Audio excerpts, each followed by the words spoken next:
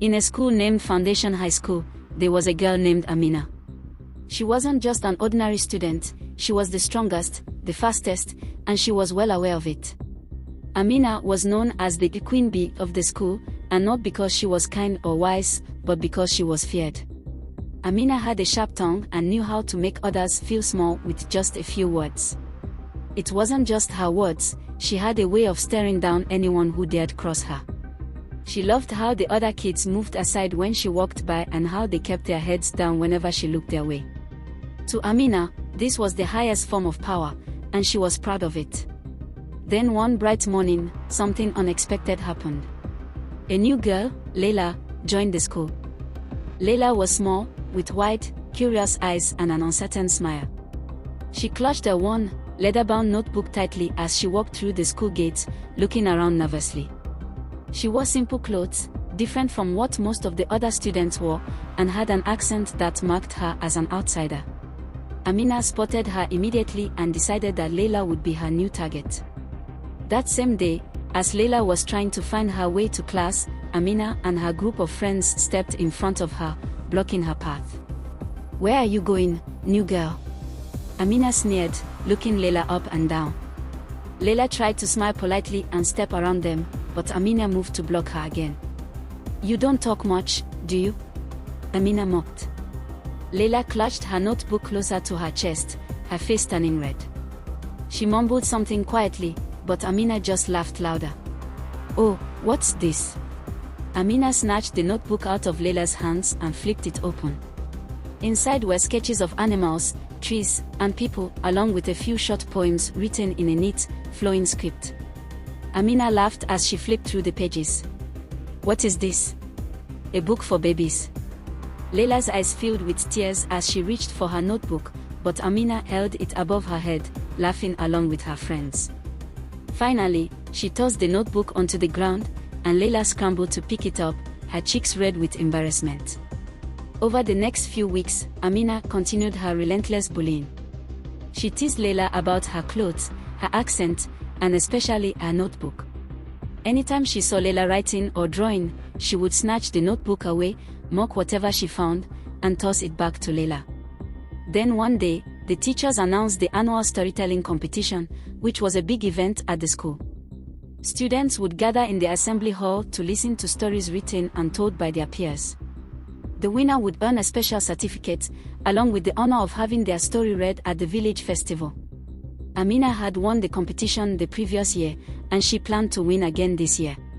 She already had a story in mind, one that would wow the judges and remind everyone of her status. However, when she signed up for the competition, Amina noticed that someone else had signed up as well. Her heart skipped a beat when she saw Liela's name on the list. Amina could hardly believe it. How could that quiet, shy girl think she could compete against her? Amina laughed to herself, already imagining how she would crush Liela on stage. The days passed quickly, and soon the day of the competition arrived. Students and teachers gathered in the assembly hall, buzzing with excitement. Amina took her seat at the front, arms crossed confidently, while Liela sat near the back, clutching her notebook tightly. She looked nervous, but there was a spark of determination in her eyes. Amina was called to the stage first. She took a deep breath, smoothed her clothes, and strode up confidently. She told a story about a brave warrior who fought off dangerous animals and returned home as a hero. She used dramatic voices, gestured wildly, and even earned a few laughs from the audience. When she finished, she received enthusiastic applause. She returned to her seat with a smug smile, feeling sure that she had the competition in the bag. Then, it was Liela's turn. She walked slowly to the stage, her face pale, and she held her notebook in front of her, glancing nervously at the audience. There was a long, awkward silence as she took a deep breath, and Amina felt a thrill of satisfaction. She was sure Liela would freeze, embarrass herself, and everyone would see how foolish she was for entering the competition. But then Liela began to speak. Her voice was soft, almost a whisper, but as she spoke, the hall grew silent. She told a story about a lonely bird who came to a new forest, hoping to find friends and a safe place to call home. But the other animals laughed at the bird, teased it, and pushed it away. The bird tried to change itself, tried to be more like the other animals, but nothing worked. Eventually, the bird felt so lost and ashamed that it flew away, leaving behind the dreams it had once cherished. Liela's words were gentle but filled with emotion. The story was simple, yet it touched everyone in the hall, including Amina. As Liela spoke, Amina felt her face grow hot, her stomach twist. The story was clearly about her, the bully who had taken away another's hope and joy. As Liela finished, she closed her notebook and gave a small bow. The hall erupted in applause, louder than Amina's applause had been. Amina sat frozen in her seat, her face burning with embarrassment and shame. For the first time, she saw herself from the eyes of someone else, a girl who had come to this school seeking friendship, only to find cruelty and isolation. After the competition, Amina didn't go to her friends or even the teachers. She slipped out of the assembly hall and walked home alone. All the way home, Liela's story replayed in her mind, each word a reminder of the pain she had caused.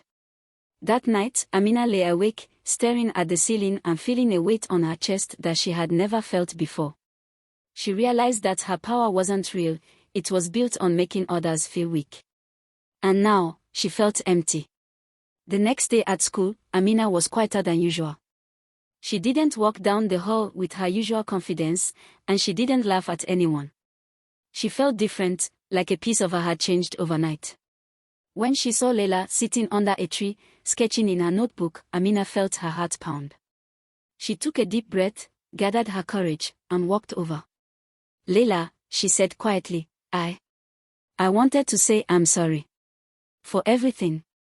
Liela looked up, surprised, and Amina could see the pain in her eyes mixed with something else, hope.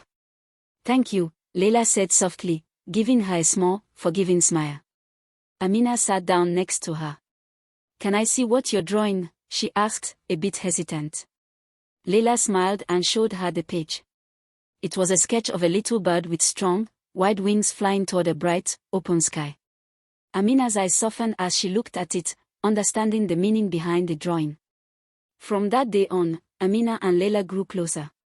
Amina joined Liela in drawing, learned to see the beauty in words, and discovered the joy of kindness. Over time, Amina became known not for her power or fierceness but for her empathy and warmth. She even wrote a story for the next competition, a tale about friendship and forgiveness that brought tears to everyone's eyes. And in the end, she learned that true strength wasn't about making others feel small, it was about lifting them up, just as Liela had done for her.